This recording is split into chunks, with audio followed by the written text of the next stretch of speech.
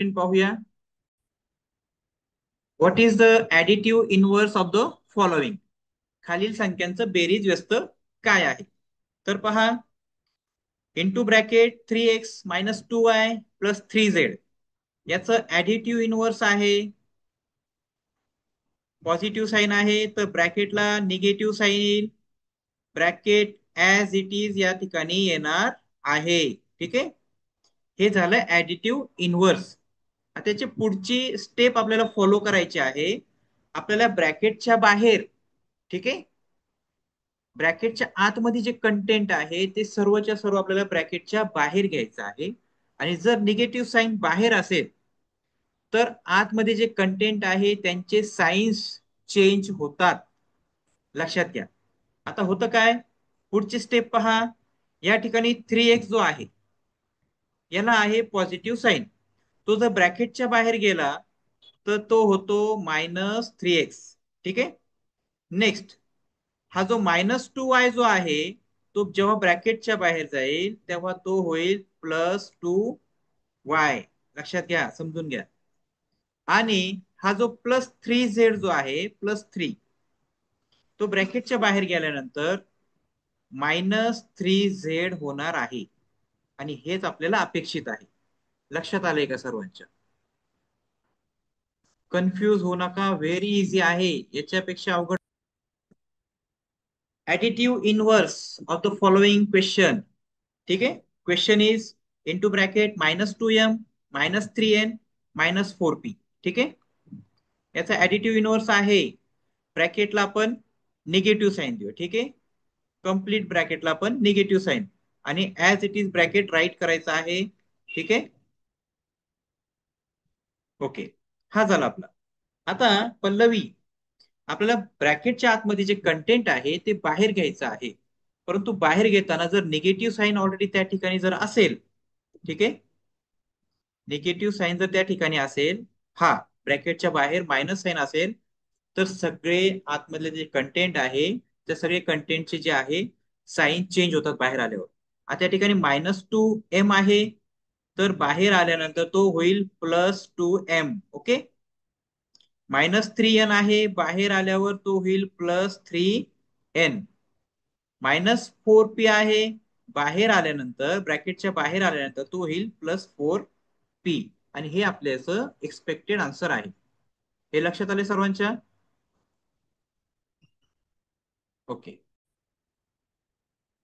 Additive inverse of -9a plus additive inverse of 3a. आता सांगा, additive inverse of -9a सांगा.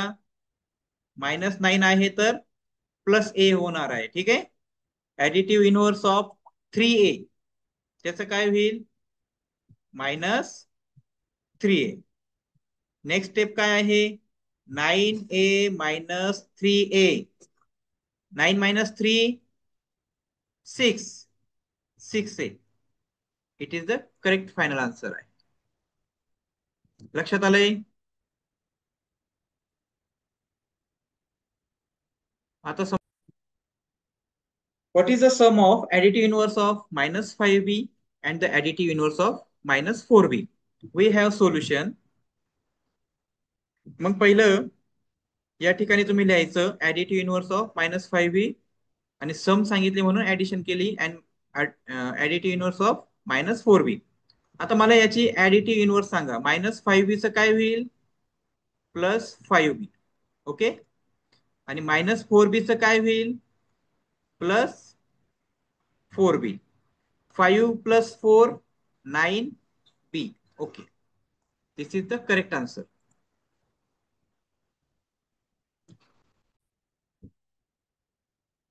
What is the sum of additive inverse of 5c minus 3d and the additive inverse of 4c plus 4d?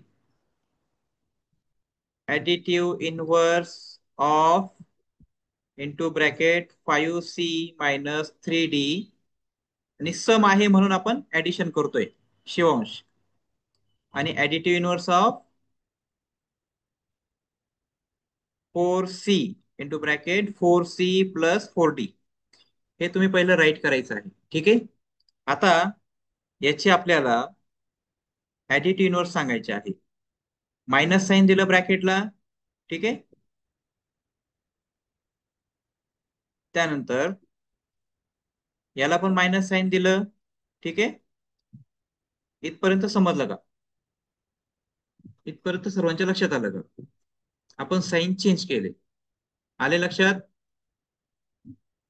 Kiran, yes. Anushka, इथपर्यंत समजलंय. आता हे जे content आहे आपण ते ब्रॅकेटच्या बाहेर काढणार आहे. ठीक आहे. मग ब्रॅकेटच्या बाहेर काढल्यानंतर काय होईल? 5C आहे, पॉझिटिव्ह चार्ज आहे, त्याला -5C होईल. ठीक आहे. जो -3D आहे तो होईल +3D. झाले इथपर्यंत समजलं? प्लस या ठिकाणी +4C आहे, ते होतील -4C.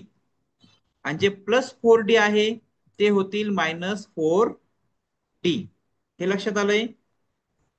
नेक्स्ट स्टेप मध्ये पहा, जे सेम कंटेंट आहे समजा 5C आणि 4C ते सोबत घेऊया आपण.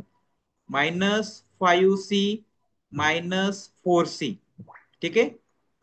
+3D -4D. हे लक्षात आलंय का सर्वांच्या? आपण काय केलंय?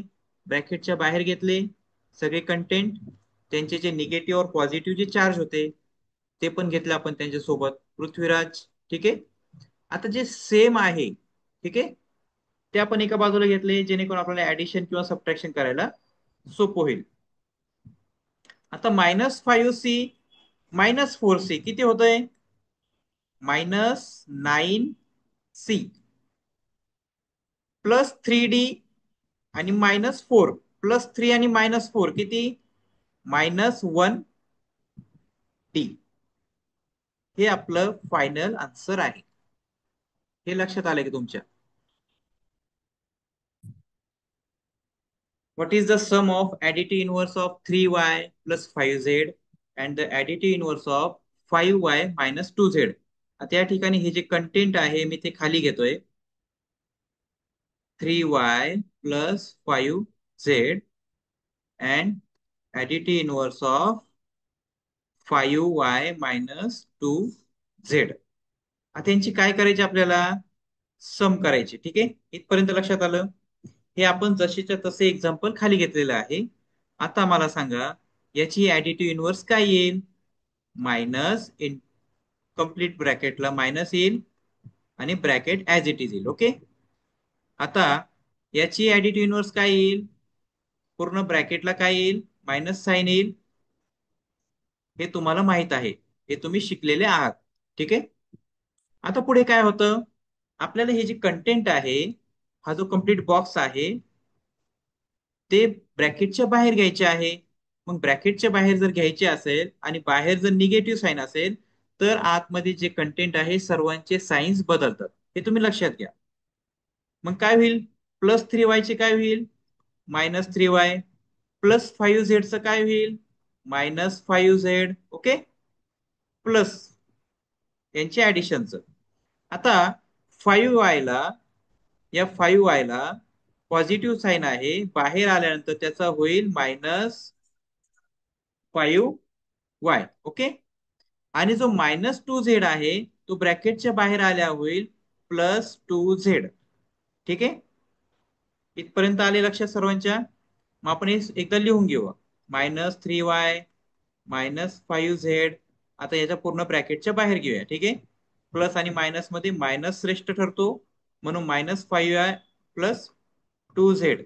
इथपर्यंत लक्षात आले सर्वांच्या? आता जे सेम व्हेरिएबल्स आहे ते आपण एकत्र घेणार आहोत. वाय वाय एकत्र घेणार आहोत आणि झेड झेड या टर्म्स एकत्र घेणार आहोत.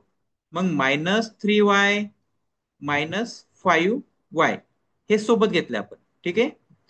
राहिलं काय? -5z +2z. ठीक आहे. यानंतर काय करायचं? -3y -5y म्हणजे -3 -5 किती होतात? -8. किती होतात? -5 आणि -3 किती होतात? -8y. -5 अँड +2 किती होतात? -3z. This is the our final and correct answer. ठीक आहे.